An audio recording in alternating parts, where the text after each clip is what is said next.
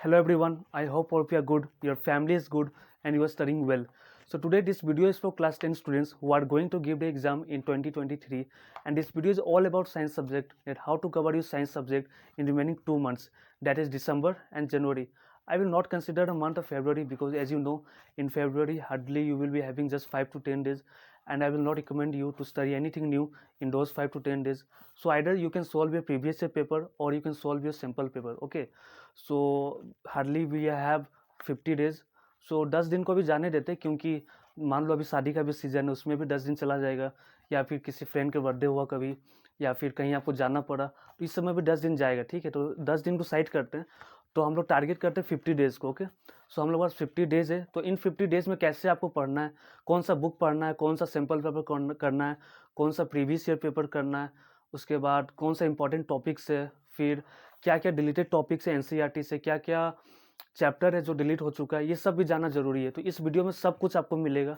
सो कोई भी अलग वीडियो देखने का दरकार नहीं है, और उससे भी आपके पास अभी टाइम भी नहीं है कि आप 10 किस्म का वीडियो देखो. ठीक है, तो एक ही वीडियो को फॉलो करना है, ऐसा नहीं कि सिर्फ मेरा वीडियो देखना है. आप चाहो तो और भी वीडियो देख सकते हो, लेकिन कोई भी एक वीडियो देखो, एक प्लानिंग बनाओ और उसी प्लानिंग पे चलो, क्योंकि टाइम बस 2 महीना का है, 50 दिन का टाइम है.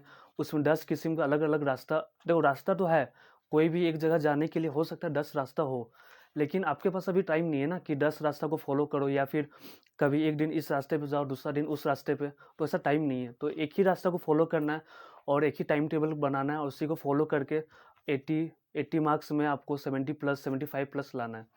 तो चलिए स्टार्ट करते हैं. My name is Shubham and I am from West Bengal, and currently I am doing BSc. So without wasting the time, let's start the video.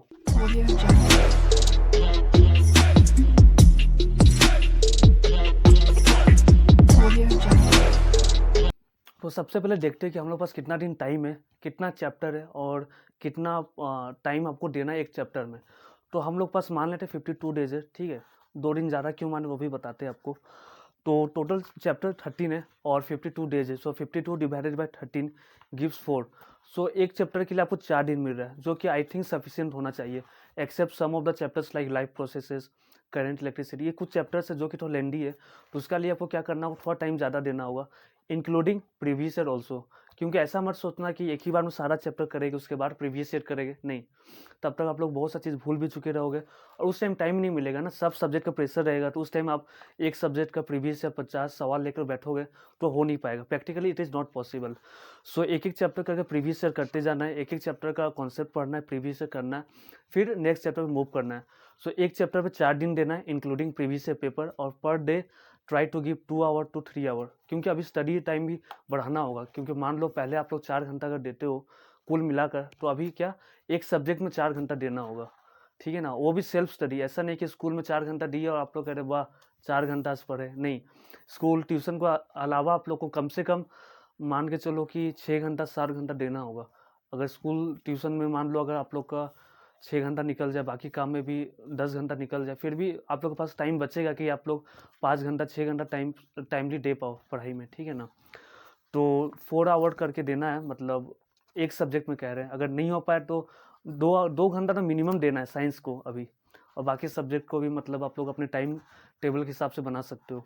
उसके बाद देख रहे हैं कौन सा रिसोर्सेज फॉलो करना है, मतलब कौन सा बुक पढ़ना है और कौन सा प्रीवियस से पेपर करना है. तो देखो बुक बोला जाए तो एक ही बुक करना है, एनसीईआरटी. 10 किस्म का रेफरेंस बुक नहीं करना है, क्योंकि एनसीईआरटी एक ऐसा बुक है जो कि प्रिस्क्राइब किया गया सीबीएसई के द्वारा. अगर आप लोग सीबीएसई का मतलब सिलेबस देखोगे तो उसके नीचे बुक का नाम लिखा रहेगा, एनसीईआरटी प्रिस्क्राइब्ड बाय सीबीएसई और एनसीईआरटी एग्जाम्पलर. मतलब एनसीईआरटी करना ही करना है, और भले ही आप 10 किस्म का रेफरेंस बुक करो या ना करो कोई मायने नहीं रखता, लेकिन एनसीईआरटी मतलब एनी हाउ पूरा आपको करना है. क्योंकि मान लो आपके पास पैसा है, आप 10 किस्म का रेफरेंस बुक खरीद सकते हो, लेकिन बहुत से बच्चे जो गांव में रहते हैं उनके पास उतना पैसा नहीं है, या फिर बहुत से बच्चे जो अफोर्ड नहीं कर सकते रेफरेंस बुक, वो क्या करेंगे, उनको भी तो मार्क्स लाना है ना, उनको भी तो पास होना है. तो सबके लिए एक ही बुक रखा गया है सीबीएसई के द्वारा एनसीईआरटी की, ताकि एक अमीर बच्चा भी उसको पढ़ के मार्क्स ला सके और एक गरीब बच्चा भी उसको पढ़ कर मार्क्स ला सके. तो एनसीईआरटी मतलब करना ही है, और अच्छे से करना है. मतलब ऐसा नहीं कि बस रीडिंग कर लेना है, ऐसा करना है कि मतलब उसका एनसीईआरटी का सारा एग्जाम्पलर नहीं, इंडेक्स क्वेश्चन करना है, एक्सरसाइज करना है, और मोस्ट इंपॉर्टेंट आज के टाइम एक्टिविटी। अगर आप लोग देखोगे तो आज के टाइम सबसे ज़्यादा क्वेश्चन आता है एक्टिविटी से। मतलब एक क्वेश्चन दे दिया रहेगा कि एक रिएक्शन किया गया एक जार में, तो ये ब्लू कलर का सॉल्यूशन मिला है, तो ये कौन सा केमिकल है, इसका फॉर्मूला क्या है, इसका रिएक्शन क्या है। तो ये सारा क्वेश्चन एनी हाउ मतलब एनसीईआरटी एक्टिविटी से ही रिलेटेड है। तो एक्टिविटी मतलब करना ही है एनसीईआरटी का। उसके बाद मान लो अगर कुछ टॉपिक्स में आपको प्रॉब्लम हो रहा है कि ये टॉपिक कैसे करें, या फिर ये टॉपिक समझ में नहीं आ रहा, क्योंकि एनसीईआरटी में कुछ टॉपिक्स होता है जो कि मतलब समझ में नहीं आता, तो उसके लिए क्या कर सकते हो आप लोग, उसके लिए रेफरेंस बुक देख सकते हो, या फिर मान लो उसके लिए आप यूट्यूब से कोई लेक्चर देख सकते हो। लेकिन एनसीईआरटी को फॉलो करना है, उससे ज़्यादा ना ही कुछ पढ़ना है, उससे ना ही कम पढ़ना है, ठीक है।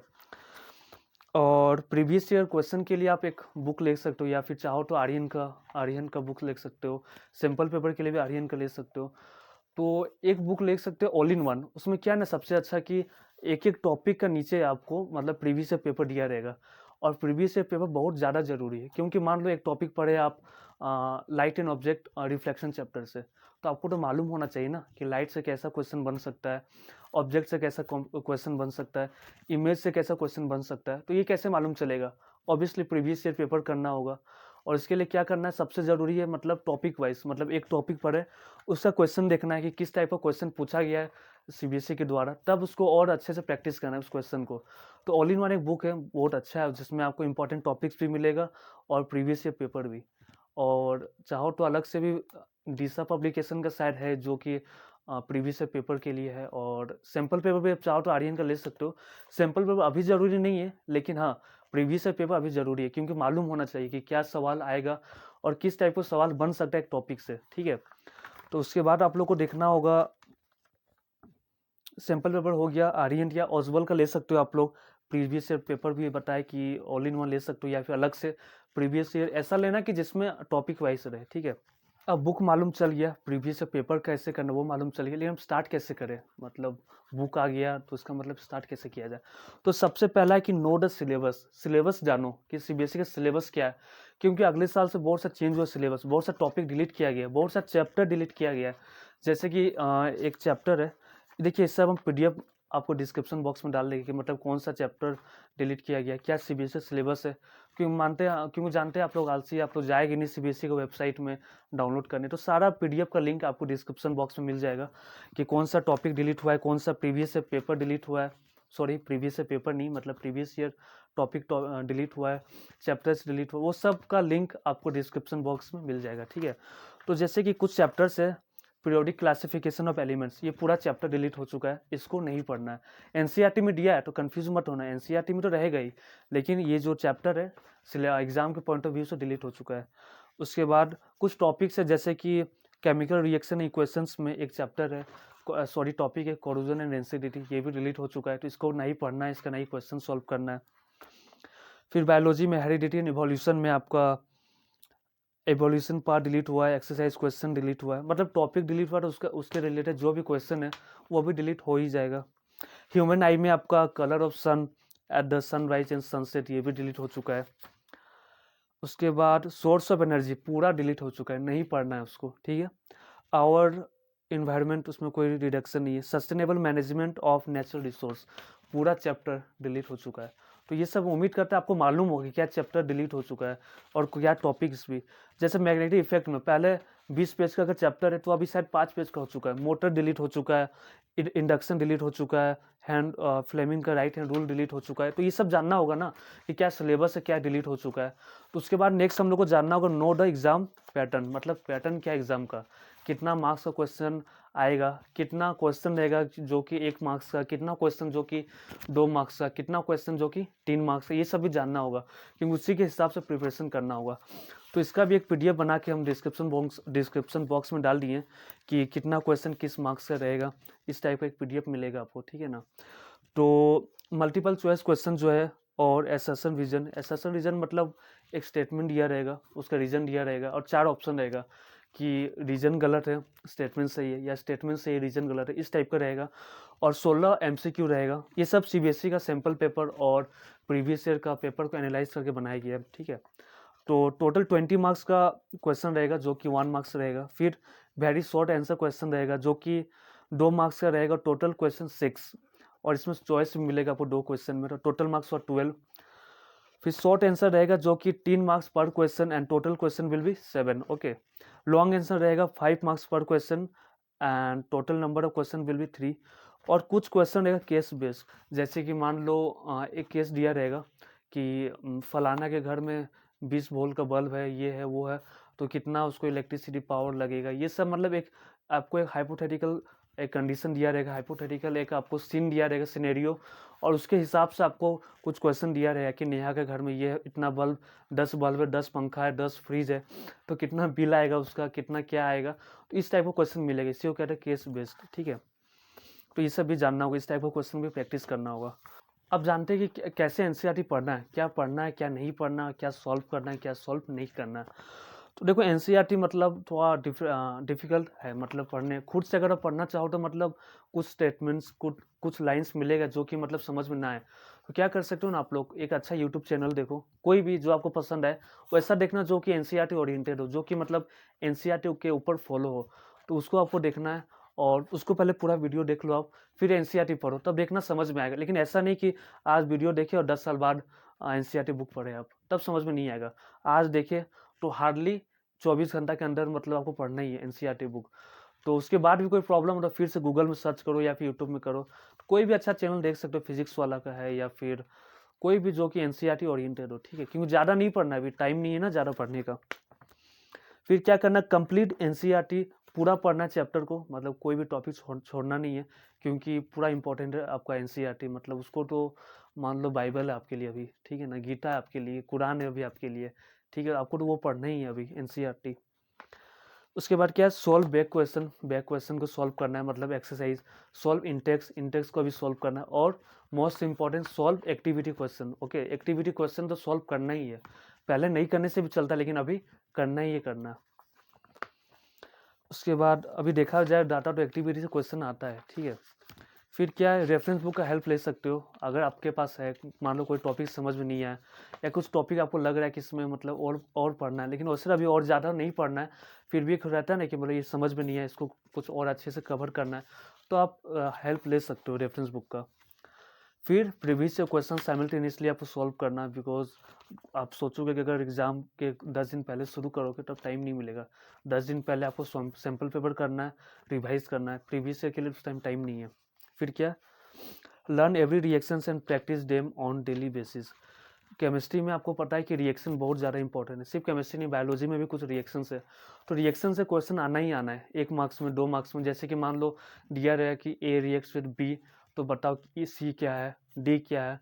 अगर NaCl रिएक्ट किया HCl से या कोई भी कंपाउंड से, तो उसमें क्या प्रोडक्ट मिलेगा, ये सब जानना है। तो उसके लिए क्या करना है, एक पेज में सारा रिएक्शन को लिख लेना है, ठीक है, जितना भी इंपॉर्टेंट रिएक्शंस है। मतलब बोला जाए तो एनसीईआरटी में जितना भी रिएक्शन है सारा ही इंपॉर्टेंट है, तो उसको लिख लेना है, उसको बार बार लिख के प्रैक्टिस करना है। अब बार बार ऐसे करना कि एक पेपर में खुद से क्वेश्चन बना लेना, एक साइड प्रोडक्ट लिखना, रिएक्टेंट के लिए जगह छोड़ देना, एक साइड रिएक्टेंट लिखना, प्रोडक्ट के लिए जगह छोड़ देना, और उसके बाद उसका जेरोक्स करा लेना 10 कॉपी, और उसको डेली सॉल्व करना। मतलब मान लेना वो क्वेश्चन पेपर है, डेली आपको सॉल्व करना है।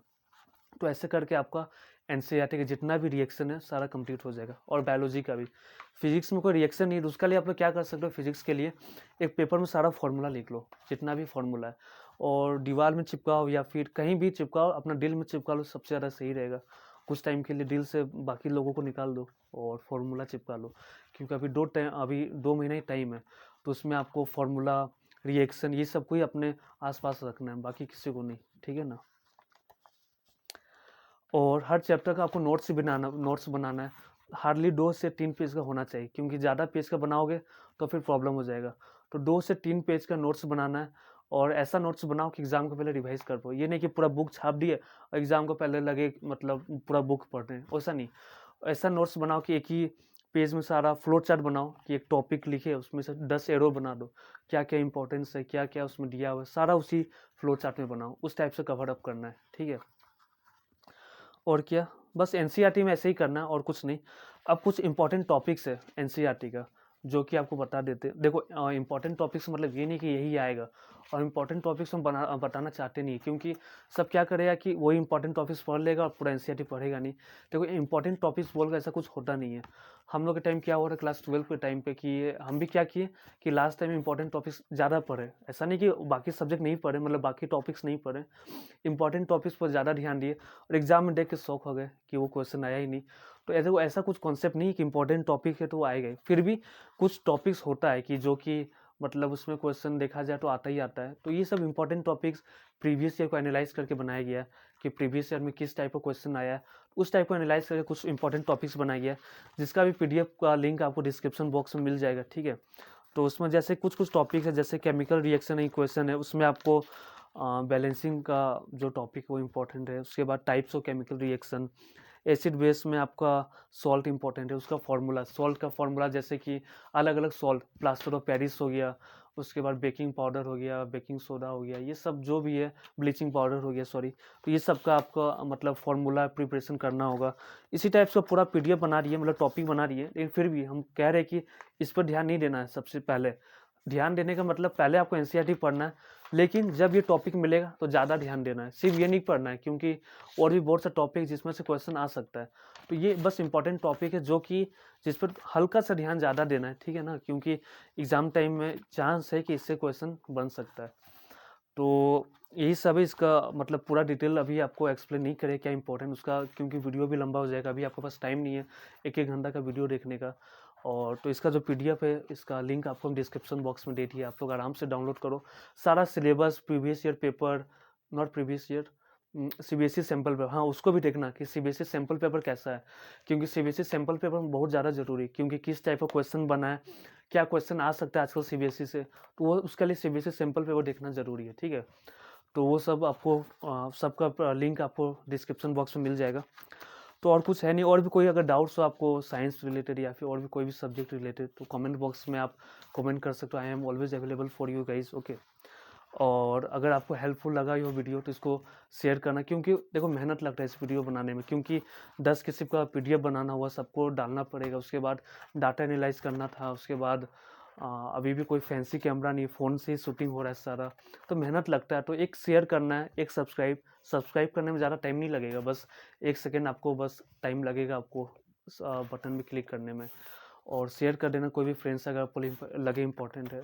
उसके बाद मन लगा के पढ़ाई करना है, और ज़्यादा टाइम है नहीं, ध्यान से पढ़ना है और बस एग्ज़ाम में फोड़ना है। Best of luck.